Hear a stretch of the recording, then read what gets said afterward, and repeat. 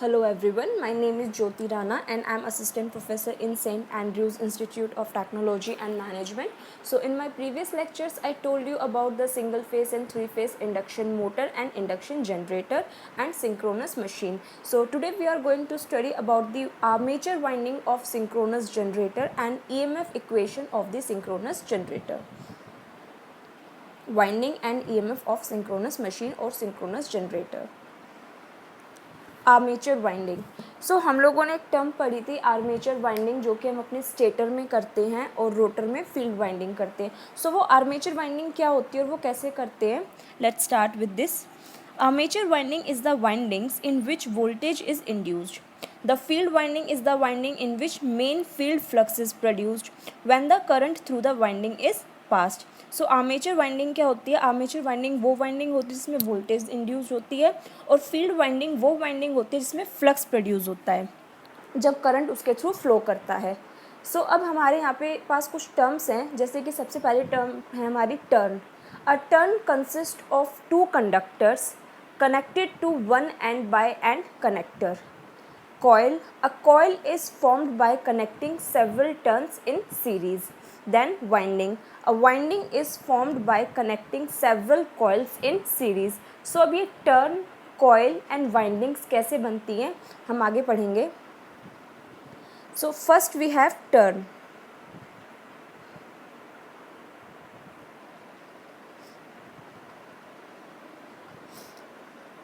This is my turn. Turn के लिए मैंने आपको बताया कि जब मैं दो कंडक्टर्स को एंड बाय एंड जॉइन कर देती हूँ तो मेरा एक टर्न बनता है। जब मैं दो कंडक्टर्स को एंड बाय एंड मतलब उसका स्टार्ट से और फिनिश पॉइंट से जॉइन कर देती हूँ तो मेरा एक टर्न बनता है। ये जहाँ पे जो मेरी टर्म्स हैं, ये S and F. S is for start and F is for finish। ठीक है।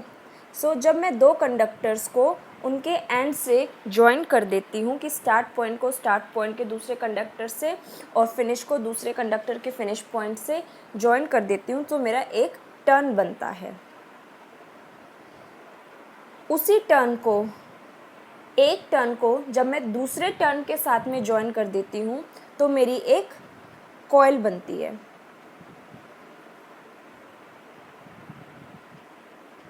ये मेरा एक टर्न था। अब मैंने इसी टर्न को एक और टर्न के साथ में जॉइन कर दिया। अब यहाँ पे मेरा एक टर्न फिनिश हो रहा है, मैं आपको बना के दिखाती हूँ। यहाँ पर मेरा एक टर्न फिनिश हो रहा है। अब मैं इसको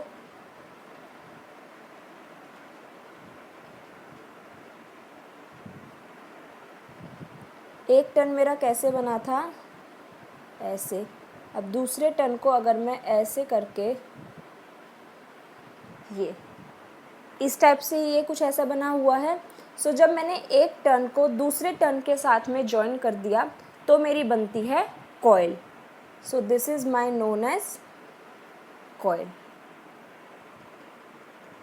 अब जब मैं ऐसी कॉइल्स को एक के दूसरे के साथ जॉइन कर दूंगी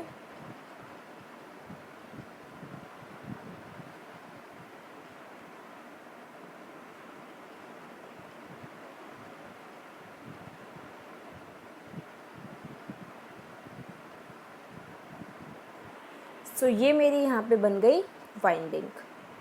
आई होप आप लोगों को ये चीज़ समझ में आई होगी कि जब मैं दो कंडक्टर्स को जॉइन करती हूँ तो मेरा बनता है एक टर्न। जब मैं दो टर्न्स को या फिर मोर देन टू टर्न्स को सीरीज़ में कनेक्ट करती हूँ तो मेरा बनती है कॉइल। और जब मैं कॉइल्स को सीरीज़ में एक दूसरे के साथ में जॉइन करती हूँ तो मेरी बनती है वाइंडिंग। यही हमने यहाँ पे पढ़ा था कि टर्न क्या है। A turn consist of two conductors connected to one end by an end connector. Coil. A coil is formed by connecting several turns in series. Winding. A winding is formed by connecting several coils in series. The beginning of the turn or coil is defined by the symbol S meaning start, and end of the turn or coil is represented by the symbol F means finish. The concept of electrical degree is very important in the study of the machine. एक concept होता है electrical degree. So for a pole machine, अगर number of pole machine है उसमें हम electrical degree को कैसे define करते हैं? Theta E D is equals to number of poles divided by 2 theta md.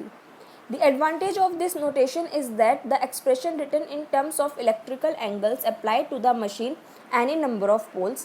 The angular distance between the centers of the two adjacent poles on a machine is known as pole pitch or pole span. The angular distance between the centers of two adjacent poles, दो poles के बीच में जो angular distance होगा उसको हम बोलते हैं one pole pitch या फिर pole span.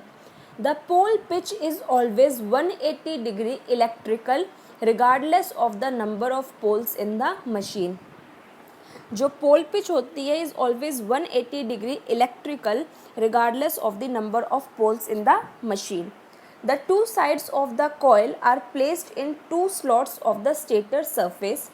The distance between the EMF sides of the coil is called the coil pitch. If the coil pitch is one pole pitch, it is called the full pitch coil. If the coil pitch is less than one pole pitch, the coil is called the short pitch or fractional coil. इसको एक बार मैं दोबारा से repeat करती हूँ। The two sides of the coil are placed in one slots or the stator surface. जो दो sides होती हैं कॉइल की उसको हम स्टेटर सरफेस के एक स्लॉट में रखते हैं, फिर ऐसे ही अगली दो साइड्स को दूसरे स्लॉट में रखते हैं। The distance between the two sides of the coil, तो अब इसमें जो दो साइड्स के बीच का डिस्टेंस है कॉइल में उसको हम बोलते हैं coil pitch. If the coil pitch is one pole pitch, अगर कॉइल पिच एक पोल के अंदर आ रही है so it is known as full pitch coil. If the coil pitch is less than one pole pitch, अगर जो मेरी कॉइल पिच है वो less than one pole pitch है, the coil is called short pitch और fractional pitch coil. अगर एक coil मेरी एक पोल पिच के अंदर आ रही है so it is known as full pitch coil. अगर मेरी एक coil pitch less than one pole pitch या फिर हाफ पोल पिच के अंदर आ रही है then it is known as short pitch और fractional pitch coil. Then we have EMF equation of the synchronous generator. So EMF equation क्या होती है? The generator which runs at the synchronous speed is known as synchronous generator. The generator converts the mechanical power into the electrical energy for the grid. यहाँ पे हम लोगों ने कुछ terms लिए हैं जैसे P be the number of poles, phi is the flux per pole in Webers, N is the speed in revolution per minute. यहाँ पे कैपिटल N है RPM। हम आगे एक टर्म लेंगे जिसमें कि स्मॉल एन भी कंसिडर करेंगे। So small N is RPS, capital N is RPM। Small N RPS means rotation per second, capital N RPM means rotation per minute. F is the frequency in hertz, ZPH is the number of conductors connected in series per phase. So मैं आप लोगों को एक बार EMF equation solve करके दिखाती हूँ।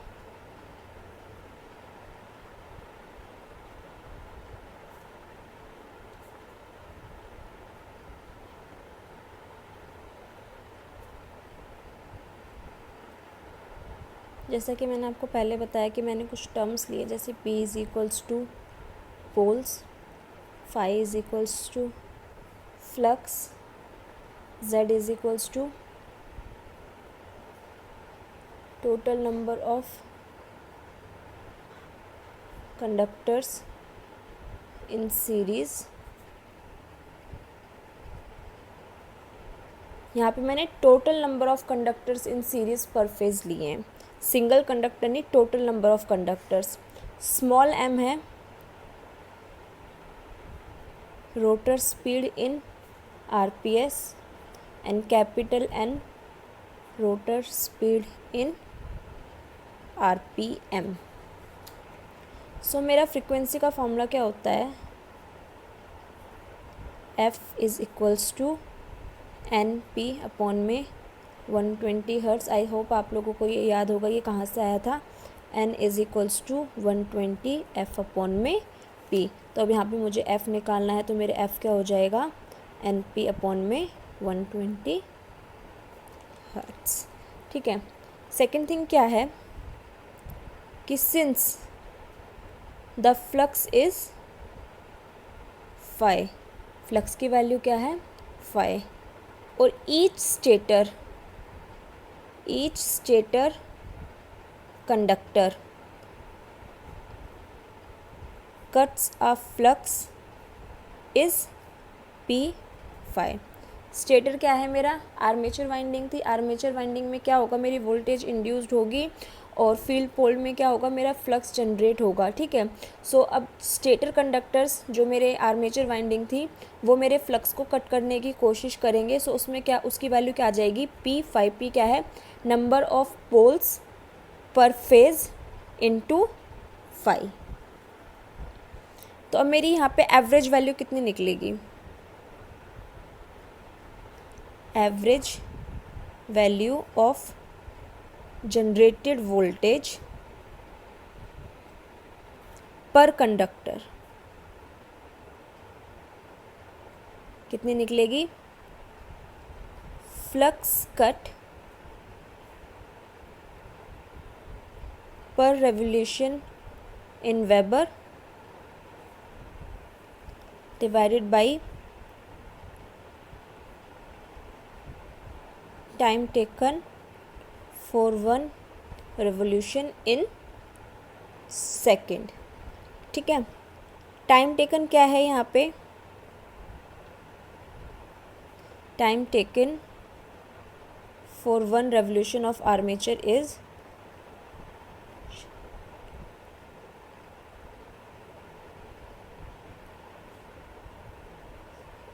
1/n second revolution per second RPS। So the average value यहाँ पे मेरी क्या निकल जाएगी, एवरेज वैल्यू पर कंडक्टर मेरी क्या वैल्यू हो जाएगी इसकी, P5 flux cut per pole divided by time taken for armature of armature in 1 second, okay, in 1 revolution into 1 second divided by 1 second. तो इसकी वैल्यू क्या हो जाएगी, NP5। F मेरी क्या होती है, यहाँ पे भी हमने देखा था NP120, NP120, लेकिन यहाँ पर मेरी क्या निकली है ये PN/2। क्यों, क्योंकि n डिवाइडेड बाय यहाँ पे 120 था, और अगर मैं इस वाले n को RPM को मैंने RPS में यहाँ पे जस्ट कन्वर्ट किया है। ठीक है, ये सिंपल मैथमेटिकल है कि मैंने इस वाले RPM को यहाँ पर RPS में कन्वर्ट कर दिया है। सो यहाँ पे मेरा n/120 था, यहाँ पे मेरा PN/20 था। PN/20 कैसे बचा कि यहाँ पे मैंने इसको मल्टीप्लाइड बाय 60 कर दिया। ये मेरा 1 मिनट था, इसको मैंने सेकेंड में कन्वर्ट करने के लिए 60 से मल्टीप्लाई कर दिया। So n × 60 is equals to n। ठीक है, तो ये यहाँ पे यही हुआ है कि P × n × 60 अपॉन में 120, तो ये मेरा PN/2 यहाँ पर मेरी ये टर्म आ गई। जस्ट मैंने RPM को RPS में कन्वर्ट किया है, सिंपल। उसके बाद में तो मेरा यहाँ पे PN की वैल्यू क्या आ गई, 2F। ये मेरा NP5 निकला था, इसको NP5 को मैंने फ्रीक्वेंसी के फॉर्म में लिखा PN/2। ठीक है, तो अब मैं PN की जगह पे 2F लिख सकती हूँ यहाँ पर। ये आई होप आप लोगों को समझ में आया होगा कि वोल्टेज जनरेटेड पर कंडक्टर मेरी क्या थी, P5 अपॉन में 1/n, क्योंकि मैंने सेकेंड में निकाली थी। n यहाँ पे ऊपर चला गया तो NP5। अब मैंने यहाँ पे NP की जगह मुझे 2F रखना था। अब ये 2F कहाँ से आया, यहाँ पे मैंने फ्रीक्वेंसी क्या निकाली थी कि फ्रीक्वेंसी मेरी होती है NP अपॉन में 120। ठीक है, लेकिन ये n यहाँ पर मेरा किस में है, ये n मेरा यहाँ पर किस में है, RPM में। मुझे किस में चाहिए था, RPS में। सो आरपीएम को मैंने आरपीएस में कन्वर्ट कर दिया, एन को मैंने 60 से मल्टीप्लाई कर दिया, सो मेरा आरपीएस में कन्वर्ट हो गया। ठीक है, तो एफ़ की वैल्यू यहाँ पर मेरी क्या आ गई, पी एन बाई 2। ठीक है, यहाँ पे भी मेरा पी एन है, यहाँ पर भी मेरा पी एन आ गया। अगर मैं पी एन की जगह यहाँ पे 2F रखना चाहूँ तो मैं रख सकती हूँ। तो मेरी ई एवरेज पर कंडक्टर क्या निकल जाएगी, पी एन की जगह यहाँ पे मैंने 2F रख दिया और मेरा 5। ये चीज़ क्लियर है। अब उसके बाद में क्या है, मुझे निकालनी है ई एवरेज पर फेज़। तो पर फेज़ के लिए मैं क्या लूँगी, number of conductors in series per phase arranged in one slot into average EMF per conductor. तो number of conductor in series per phase क्या था मेरा, ZP into average EMF per conductor मेरी क्या निकली थी, 2F5। अब हम लोगों ने पहले वाइंडिंग में पढ़ा कि मेरे number of conductors ZP is equals to 2T होते हैं। ठीक है, ZP is equals to 2T कैसे, कि number of conductors is total number of conductors equals to 2 multiplied by turns. यहाँ से मेरी ये वाली इक्वेशन आ गई। ठीक है, तो 2 टर्न्स की जगह पे यहाँ पे मैं ZP की जगह पे 2TP भी लिख सकती हूँ, 2T भी लिख सकती हूँ, और उसके बाद में फिर 2F5। तो ये मेरा हो जाएगा, क्या हो जाएगा, यहाँ पे मेरी टोटल इक्वेशन कितनी आ जाएगी, 4F5T। 4F5T आ गई मेरी ये इक्वेशन यहाँ पे। अब ये मेरी किसके इक्वल है, फॉर डिस्ट्रीब्यूटेड वाइंडिंग,